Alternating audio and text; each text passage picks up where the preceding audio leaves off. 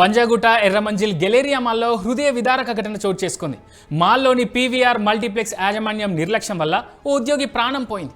దీంతో సత్యనారాయణ కుటుంబ సభ్యులు మాల్ ఎదుట ఆందోళన వ్యక్తం చేశారు.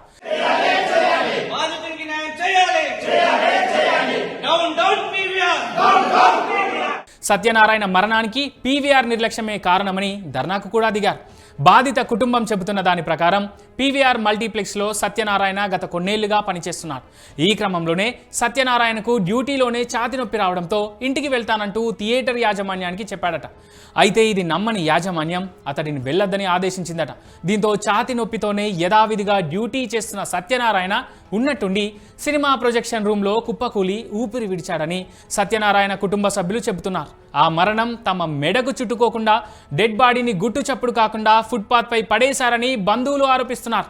పంజాగుట్ట పోలీస్ స్టేషన్లో థియేటర్ యాజమాన్యంపై ఫిర్యాదు చేయడమే కాకుండా మాల్ ముందు ధర్నాకు దిగారు. దీంతో జోక్యం చేసుకున్న పోలీసులు సత్యనారాయణ కుటుంబ సభ్యులకు సర్ది చెప్పే ప్రయత్నం చేశారు.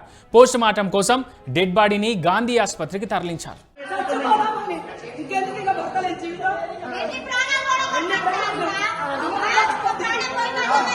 ఎన్ని